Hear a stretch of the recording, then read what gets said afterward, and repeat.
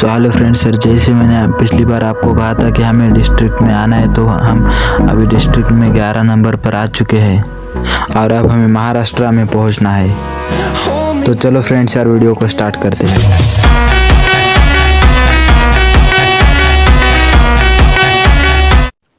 तो यार हमारा पहला मैच शुरू हो जाता है और इसी के साथ हम हमारा पहला मैच हमारे ओके मास्टर के साथ शुरू कर देते हैं। और उसको जिस भी जगह पर मौका मिलेगा मुझे, तो उस जगह पर मैं उसे ट्रीटमेंट स्नाइपर से ट्रीट करते चलता हूँ। तो हम भीमा शक्ति पर फाइट ले रहे थे और टीममेट हमको डैमेज दे रहे थे, मगर मैं ये मौका देख रहा था कि कब हमारे ओके मास्टर को डैमेज दे।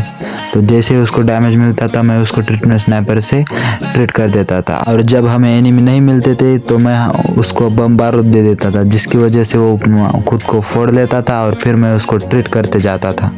तो यार इसी के साथ हमारी प्रक्रिया शुरू हो जाती है। हमारा ओके मास्टर बम से डैमेज लेता है और हम उसे ट्रीटमेंट स्नाइपर से ट्रीट कर देते हैं। तो यार अब हम ढूंढने लगे थे असला बम बारूद। यहीं पर हमारे ओके मास्टर को लैंडमाइन मिल जाता है, मगर लैंडमाइन फूटने की वजह से उसका प्रोटेक्शन पॉइंट कम हो जाता है, ना कि उसका हेल्थ कम हो जाता है।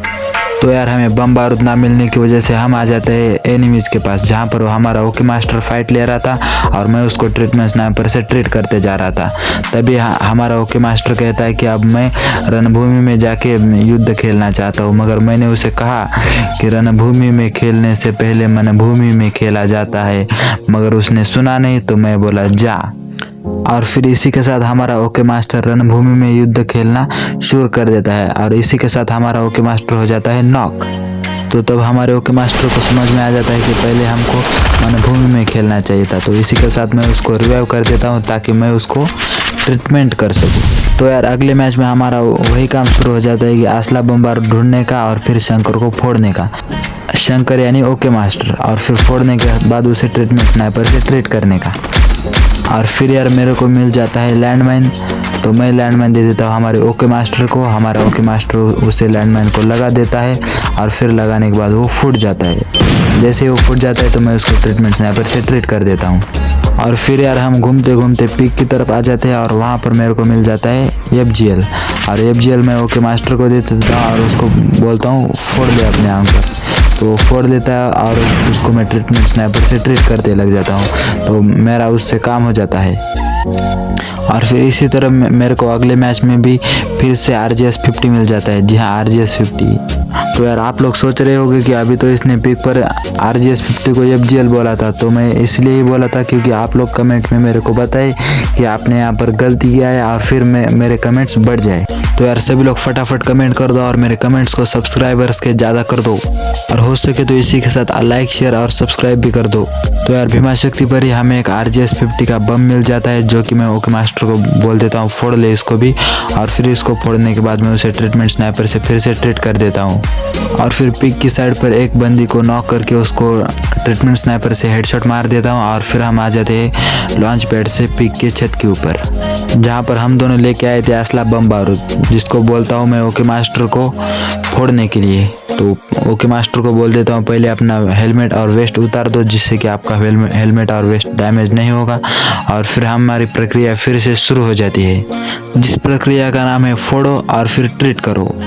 तो यार बहुत लोगों को यही समझ में नहीं आ रहा होगा कि हम कर क्या रहे हैं, तो उनको मैं बता दूं कि हम कर रहे हैं ट्रीटमेंट स्नाइपर में वेपन ग्लोरी प्लस, जिसमें हमारा इरादा है कि हमको जाना है इंडिया में टॉप 10 के अंदर।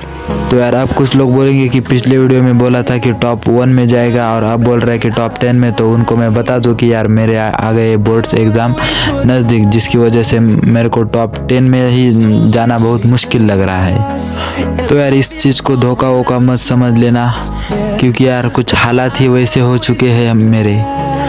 तो फिर हमारे ओके मास्टर को इसके बाद जिस जगह पर मेरे को चांस मिलता है उस जगह पर मैं ओके मास्टर को ट्रीटमेंट करते जाता हूँ। और फिर इस मैच में हम शेवट में मर जाते हैं। और फिर अगला मैच लगा देते हैं हम हमारे श्याम भाई के साथ, जिसने उसका नाम रखा है वरद बॉस। तो आपको पता ही है कि इसके बाद इस मैच में क्या होने वाला है, तो इसमें मैं आपको बताता हूँ। तो यार यहाँ पर मैं आपको बताऊँगा ट्रीटमेंट स्नाइपर में वेपन ग्लोरी प्लस करने का सबसे आसान तरीका। तो यार आपको कस्टम कलेक्शन पैक में जाकर आपके सभी मैप्स को डिलीट कर देना है और सिर्फ BR मैप रख देना है, जिसमें आपको क्लॉक टावर और फैक्ट्री वाली इस जगह पर आ जाना है, जहाँ पर आपके पार्टनर को एक चॉकलेट खिलाकर बोल देना है कि आप यहाँ पर आ जाके नॉक हो जाओ। फिर नॉक होने के बाद उसको जब तक आपके पास जोन नहीं आ जाती तब तक उसको ट्रीट करते जाना है। अगर वो कुछ बोले तो उसको फिर से एक चॉकलेट खिला देना है। मैं इसको फास्ट फॉरवर्ड कर देता हूँ जिससे कि आप बोर ना हो जाओ।